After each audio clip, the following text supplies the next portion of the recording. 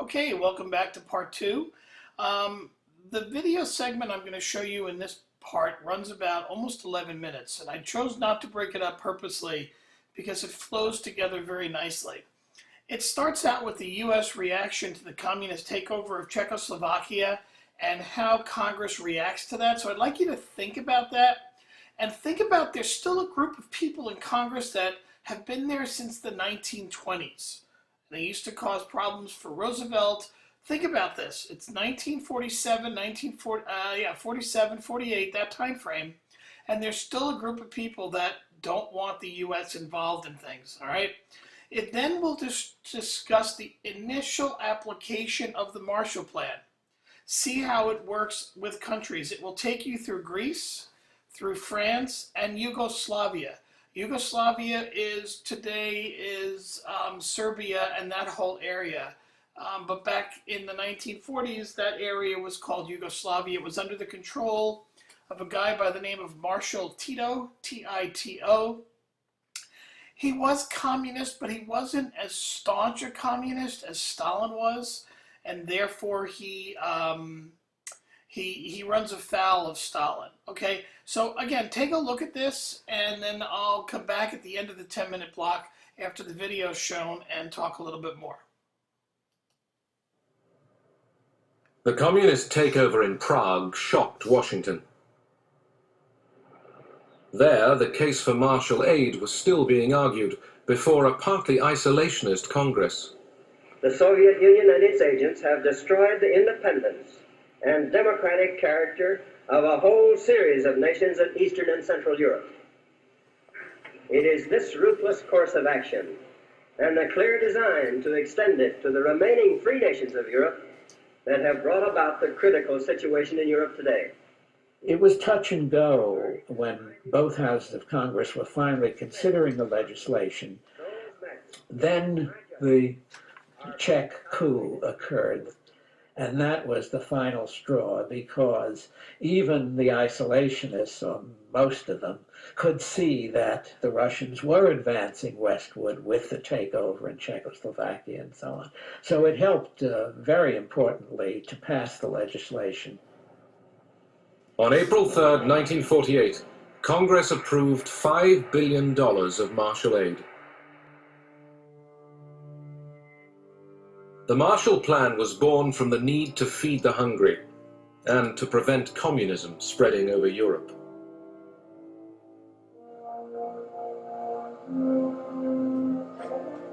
"20% of the aid were loans, 80% grants. The first shipments were foods and fertilizers. Next, machines to improve agricultural efficiency. In the 4 years of the plan, the Marshall Agency spent $13.5 billion in 16 countries. Fewer people spent more money in that agency than ever before or since in the United States government. It was an extraordinary performance. Europe's purchase of American goods and machinery redirected many Marshall Aid dollars back into American industry, fueling a post-war boom. Most people I knew felt that the generosity of Americans was a self-serving one, in the sense that they thought of Europe as an outlet for their goods, as a market to export stuff, and we thought that we could see that in the types of things that they wanted us to buy with the money that they lent us. One of the countries most in need of help was Greece, devastated by the Nazi occupation and years of civil war. In the north, government troops still hunted out communist guerrillas. Greece, of course, emerged from the war in a terrible state. Probably 2,000 of the nation's villages had been razed and burnt to the ground by the reprisal raids of the Nazis. The consequence of the Civil War was to add to that terribly shredded kind of social fabric. During the 4 years of the Marshall Plan, Greece received nearly $700 million of economic assistance. Young Americans were thrust into positions of heavy responsibility. I was the youngest member of the Marshall Plan mission in Greece. I arrived there at the age of 23, and to my astonishment, a year later, at age 24, there I was in charge of the Greek import program. The range of projects which we engaged in were all over the map and all over every single sector of the economy. And one could say that America fed and fueled and clothed the Greek nation.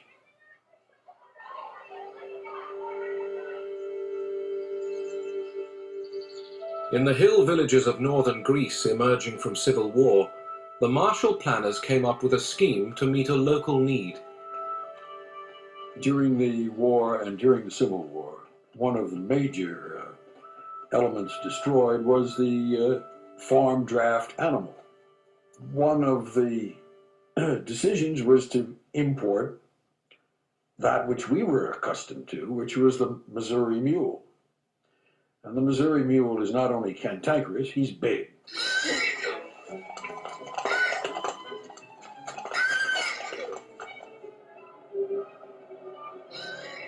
American mules arrived in Greece after a long sea voyage.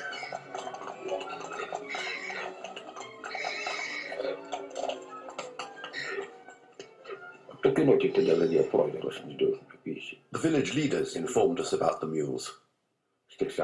We went down to the cooperative in Xanthi, and that's where they gave us the mules. The farmers drew lots. You took a piece of paper with the number of the mule written on it. Then you went to the overseer. He looked at your paper and gave the mule with that number to you. And then he said, take it.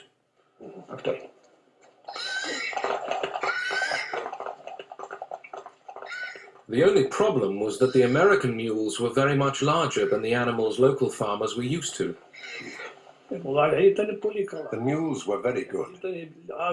They were a bit wild, but slowly we got them under control. They were fat and big, and we began to use the mules to plough.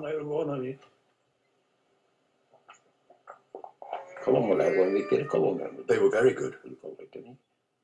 They gave me a superb mule, and we started to plough.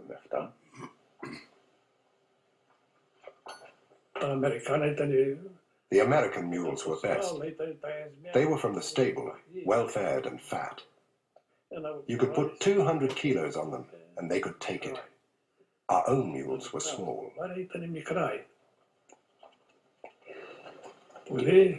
We were very thankful.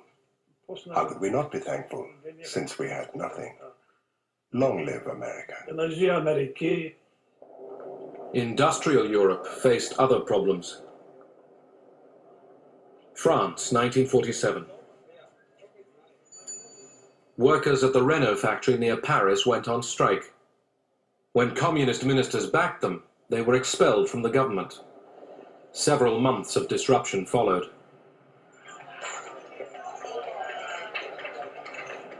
Strikes spread. In the fall, 3 million workers took to the streets. We had a lot of sympathy for the strikers because we felt that they were poorly paid, and we felt that the government wouldn't do anything for them unless they put pressure on the government. Ministers feared civil war. The United States made it clear to Paris that there would be no Marshall aid to French industry until the government had the communist threat under control. Acts of sabotage culminated in the derailing of an express train, causing 20 deaths. The strikers lost popular support. The disruption ended. The French Fourth Republic would now receive martial aid, $2.7 billion of it. Yugoslavia had gone communist at the end of the war, without help from Moscow. The Yugoslav leader, Tito, became an ally of Stalin, but it was an uneasy alliance. Tito, по мнению Сталина, вообще... Tito, in Stalin's view, was acquiring more and more an independent position in various ways, including international affairs. Самостоятельную позицию. Tito didn't consult or seek advice from Stalin in advance. Короче говоря, так сказать, He was moving further and further away from the socialist direction. социалистической. The split came in 1948, when Stalin expelled Tito from the Comintform. Following the rift, Tito turned to the West. After a series of disastrous harvests, Tito requested American economic assistance. In 1950, he signed an agreement with the United States government. Yugoslavia emerged from behind the Iron Curtain. American agents distributed more than $150 million worth of aid. This was not totally an altruistic effort, the United States. It had enormous self-interest in the success of the Marshall Plan. Otherwise, it wouldn't have been undertaken. America had a vital stake in the recovery of Western Europe. If the United States had allowed Europe to collapse, it would have cost us much more than what we spent on the Marshall Plan. We were doing well by doing good. But as well as doing good, Washington was preparing other tactics. All right, so break into your groups or stay in your groups, whatever you are, and think about this. You have three examples. You have Greece, France, and Yugoslavia. How altruistic are we in the Marshall Plan? And was there anything wrong if we weren't?